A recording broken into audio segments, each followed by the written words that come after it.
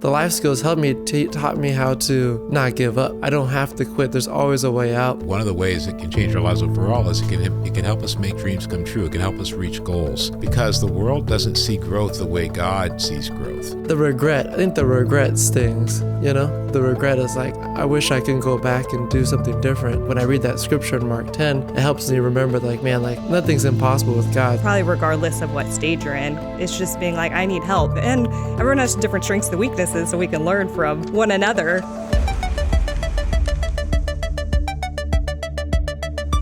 Today we're going to talk about how do spiritual life skills change our lives. For most of us, we reach a point in our life where we have a goal, we have a dream, and we want to be able to make that dream come true. And today I'm going to talk with Christian and Michelle Duran, as well as Mike Query, about how spiritual life skills can change our lives. And I think one of the ways it can change our lives overall is it can help us make dreams come true. It can help us reach goals. And so we're going to jump into that. Before we do, let me read this scripture, because it's a great scripture to set us up. James 1, verses 2 through 4 in the Voice translation. Don't run from tests and hardships, brothers and sisters. As difficult as they are, you will ultimately find joy in them. If you embrace them, your faith will blossom under pressure and teach you true patience as you endure. How do spiritual life skills change our lives? Christian, Michelle, why don't you help us out with that and give us an idea? How do those spiritual life skills change our lives? Man, I think one of the biggest ways my life was changed was scripture in Mark 10:27 is what really helps me. It says, Jesus looked at them intently and said, humanly speaking, it is not impossible, but not with God. Everything is possible with God. It's my favorite scripture. And I think with the life skills, mainly a big one really taught me is how to not quit. Because I think for myself, in my character, just who I am, I'm naturally, what's the easiest way? I want to quit. When I played basketball, I played all 4 years in high school. Junior year, we get there, I'm supposed to play a lot more. Like I was playing varsity my sophomore year, and then the next year the coach is like, you and my neighbor, he was one of the best players. He was like, you guys are going to run the show. And I was like, all right, sounds good. And then, I played good in the summer. First 10 games, I played a few minutes, and I remember being like, what the heck? And I was like, basketball is like the love of my life, at the time. And I was like, I quit. I don't want to do this anymore. I remember turning in my jersey. I lied to the coach and said I was going to work on school, but that was the reason, or that was not the reason. So I quit because that's who I am. So I think the life skills taught me how to not give up, because without God, without the life skills that I've been trained with, whether through friends, family, and mentors, God, that's what I usually tend to do, is to quit. So I think when I read that scripture in Mark 10, it helps me remember nothing's impossible with God. So I don't have to quit. There's always a way out. There's always a vision. There's always another avenue I can choose, rather than just throwing my hands up and being like, you know what, I don't want to do this anymore. Michelle's actually helped me a lot in that. She's very resilient. So there's times where I want to stop, and I'm looking at her, I'm like, okay, she's got no stop in her. You have to make her stop. So I think whether it's the scriptures or friendships, I think one of the life skills that's really helped me is to persevere and to not quit. So the lessons you learned from basketball, how did that help you as your life went forward? School didn't come easy to me. I think, so I went to junior college. That was mainly a money thing also. I just, let me figure out what I want to do. So when I got to school, I think I did study kinesiology at St. Mary's, and it was all science classes. So I know a lot of classes are hard, but for me, man, there's a lot going on in here. And so the different times I was like, I don't know what we're doing. I was like, how do you remember all this? So the times where I wanted to quit, the times where I was like, I can't do school. I think I should change my major. I should figure something else out. And the life skills helped me to see what the end goal was and who God wanted me to become, and how I can use the different talents I had to help other people. And so it helped me to not give up, and it helped me to pursue education, to finish, to not quit. And it's a life skill I've learned in all relationships as well. You described it as a failure. I'm not sure it was. You described the basketball quitting as a failure, but could that have been a turning point in your life where giving up something you really loved left enough pain that it made you remember that it would have been better to finish than to live with that pain of quitting? And as a result, you now have graduated from a really great university, St. Mary's. I don't know about that basketball program. I don't know. Top 20. I said that to annoy you. But they've got a great basketball program. It's a great school. A lot of people on the East Coast, Midwest may not know about it, but it's on par with schools like, if you're a Midwesterner, Oberlin and Brandeis and the East Coast. It's got a great sports program. It's in an awesome space, but you graduated from there, and then you're working in multiple roles in really great jobs, helping younger people both in their basic fundamental life, helping kids with special needs. You're also helping develop leaders, people that are leaders in the community, whether it's in programs that help kids that have experienced inclusion, or help kids become leaders in the community at large. So it seems to me that the lesson you learn from that moment of pain and disappointment with basketball and quitting that, it forged your character in you to say it's worse to quit than it is to endure the pain to finish. Would that be accurate? Yeah, definitely. Because, I mean, honestly, I didn't really think about it that fully until you just said it. Because I always saw it as a failure. I'm like, I quit. Like, that's like up until now, I've looked back at it and it's like, oh, that's a moment I wish I can go back and change. But when you talk about the pain of it, I was like, even now, like, there's moments, I mean, probably every week, maybe every day, where I've thought of like quitting. But I think what helps me keep going, like what you said, is knowing that the regret stings, you know? The regret is like, I wish I can go back and do something different. So that was a big moment to look at, like, okay, it's much better to persevere. Like Hebrews 12 is a scripture that comes to mind that I read all the time before training of any sorts, you know?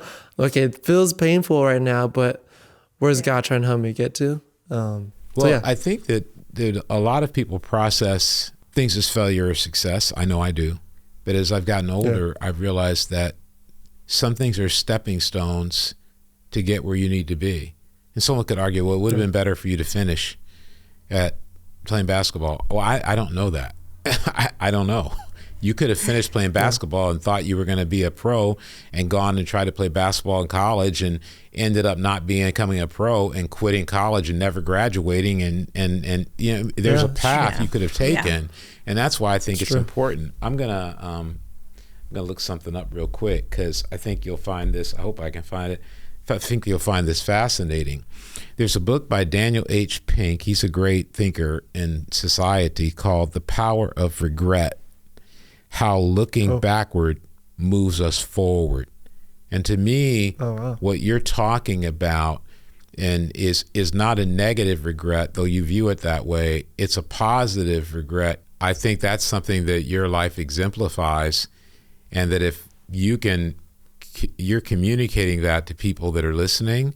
I think there are a lot of people out there that feel like, oh, if I had have done that, or if I hadn't have done this. And I think the world is punishing on failure because the world has a wrong view of failure, and the world has a wrong view of regret because the world doesn't see growth the way God sees growth. In the world, we see things as success or failure, as forward or backward. We don't see it as growth. And one of the interesting things, and I've talked about this before, with Eastern thinking versus Western thinking, and this is true to a degree of Native American thinking. It's one of the unfortunate things about what happened in Native American culture is they don't think linear. And many of them, I don't have the proper language. I'm not an expert in those areas. I just read a lot about it. They think more circular. So if you think circular, your life is moving around in growth. Western people think point A, point B, point C. And that's not necessarily how everybody thinks. And I think it's a really important thing for people that are young to grasp that failure is part of success. And I know, Michelle, you probably know a lot about that, having worked with a lot of students, as well as obviously you have your own experiences about how negative emphasizing failure can be to being for people being able to grow in their life going forward. And sometimes even as Christians, we're so focused on our sin and our failure, which I'm not afraid to talk about sin, and I think it's important to deal with it. But we have to see it as a launching pad, instead of a graveyard. No, those are not necessarily an awesome analogy, but I think a lot of times we just bury ourselves in our guilt and our failure instead of saying, wait a minute, that's just the foundation for me to go off and do great things. And that's what I see with you. I mean, the way you talk, Christian, people might not have realized, man, you went to an awesome university. And even the way you did it, step by step, and that's part of learning how to grow. Go to a junior college. And out here in California, junior colleges are profoundly good and great institutions. One of my favorites is Foothill. I didn't go there, but I used to go there to work out. But but when I was there, I was amazed at the way that they develop students. And so part of what you're telling kids out there, maybe who don't think they can go to college, don't think they can graduate from college, don't think they can get past their failures, is no, you're wrong. You just have to break it down into small steps. But Michelle, let you get in here, and then I think Mike might have a question after you get done talking. Yeah. So actually, similarly. Well, I wasn't even planning to go to community college, and ended up getting help from friends, getting a diagnosis, getting set up with services at school, did community college, transferred. So there were building steps there. Actually, I was a mentor at the time for teens, and I think having what you're describing, I definitely have the failure mindset, the fear of failure. I'm a very fearful person. But I think having a learner's heart, because I would go with the spiritual or life skills of being willing to learn from God and learn from others. I was a mentor at the time, and I learned from my teen, who was a phenomenal writer, and she does writing now. And she helped me. I'm in college mentoring her, and she helped me. This is how you write an essay, because I was starting from scratch. Yeah. And I grew in my writing in community college, and then I get to St. Mary's. I transferred to St. Mary's, and my first paper I turned in was... I got it back, and the teacher wrote on it, didn't even give me a grade, just said, this was a slap in the face to the theorist. Brutal. And I had to rewrite it. Brutal. And in that moment, I was like, okay, here's the next stepping stone. Like, it's time to, level up. And then I went to they had a writing center at St. Mary's. So then I was in there and to continue to grow, with my writing. And I remember going and picking up my cap and gown, and I just cried, because I just knew in that moment, I was like, this is only God and all the help I got along the way. And then got more encouragement and went back to get my master's degree there. And I got so much support along the way, though, with just Christian shared about it, but the scheduling, editing my papers, how to balance. I was commuting and working and trying to figure out, I had also had to be working at a school to fulfill my hours. So there was a lot going on, but I look at the training I got then, and I do see, we talked about this last time, but how they build on each other, where now I'm in a new stage, but God, I can use some of those skills that I had, back then, even using them now. But yeah, I see the humility and the learning is probably one of the biggest things. I think probably regardless of what stage you're in, it's just being I need help. And everyone has different strengths and weaknesses, so we can learn from, one another. Absolutely. Mike, you have a question? Yeah, I was just wondering, because you guys have a daughter, and she's, how old is she? I have another question after that, but how old is she right now? Almost a year and a half. Almost a year and a half. Yeah, she's so weird to say. she lights up the room. I saw her the other day. She's super sweet. But no, I have a 7-year-old. You guys talking about the regret and the quitting. How do I overcome adversity and stuff? And I feel like I just face every day some level of insecurity. Did I do that wrong? Especially when she's really little. Amy and I, my wife would get in fights. Do we feed the wrong thing? Why would you give that? All that. So I'm wondering if you can how have you guys maybe connected some of these lessons you've learned from these big moments in your life about how God's trying to develop these skills in you, help you not quit and persevere, just to day-to-day stuff. It doesn't have to be just parenting, but that's sort of my life point and your life point. It could be a lot of things, but how are you kind of applying those lessons just in day-to-day stuff with each other, or just, as you go to sort of persevere, not quit? And then what does it look like when it's very obvious that you need help, and how's it, maybe it affects you guys' relationship. I don't know. My wife and I, it affects our relationship when I'm not dealing with these definitely. things, So anyway, I don't know if that's clear enough, but Yeah. You guys speak to that a little bit? No, I was laughing because I was like, mom guilt. I feel like that Oh, is yeah. huge all the time. I got dad guilt too much too, screen so. time, too much this. Yeah. And then, I mean, online, they tell you everything. You can't win. It's like one thing, Oh my gosh, yes. when you're comparing online. But I don't know. I do think even recently we've been getting a lot of help of just how to parent, how to do life. Again, I think going back to the being willing to learn, because I think when we stunt our growth when we don't have the mind. I mean, Russ talked about the growth mindset of Right. I'm going to continue to learn. I don't know if that answers your question. Yeah, but, yeah, I think so. I mean, I can definitely feel like I have to have figured it out, and if I haven't, I've failed. Russ was talking about the Yes. failure stuff. Yes. Sometimes my mind Yes. definitely relate on. I read one thing online, and it's like I've got like 6 fail thoughts that just pop Yes. up like Yeah. immediately. So yes, I relate. thing comes to mind is prayer. I think prayer helps a lot. I was in college, didn't really know what I was feeling. Could tell you 3 emotions maybe: happy, angry, and annoyed. Vocabulary. I don't know. I didn't think of much. Yeah. And I remember I don't remember what the situation was, but you could Google emotions chart, and I'd pull up this little picture, and there's all these little it's funny, but it helped me. These 20 emotions with faces, and I was like, oh, I didn't know what I felt, and I looked at it, and I was like, well, I feel angry, I feel afraid, and I could be able to pray and verbalize why. I think being honest with God and with friends helps lighten the load a lot, because I think there's a lot going on in my head, a lot going on in my heart. She's really great at just talking about it. I'm great at hiding it and not wanting to talk about it. So I think prayer through talking about just what's going on in my mind and my heart and being able to let that out, they'll be able to help me to be able to focus on what's most important. Because otherwise, when I'm just trapped by guilt or regret or whatever it may be, I just get really selfish and I just think about what I'm doing and what I got to get done. And I don't really care what you got going on. I got this thing. I still do that now, even with having, our daughter, Michelle, need my help. But then my anxiety can drown her out because I'm like, no, I can't. I got to do this.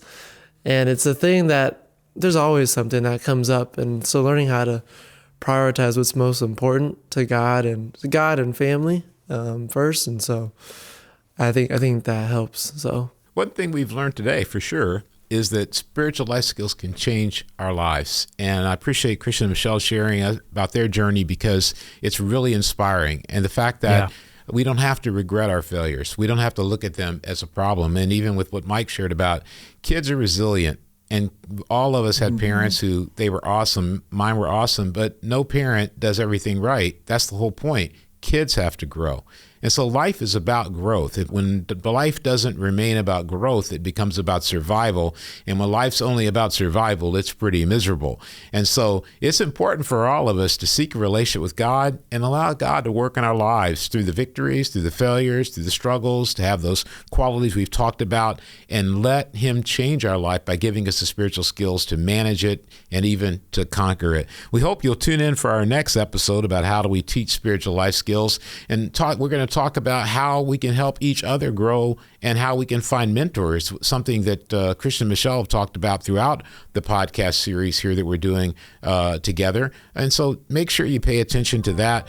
Don't forget to subscribe. Don't forget to like. And also, if you have a comment, if something today spurred your thinking, or even in some of the other episodes, go back and make a comment and let us know maybe what you wanted to hear more about, or maybe your own experience, whatever that may be. Thanks for listening, and we'll be able to see you again in our next episode that comes up in the very near future.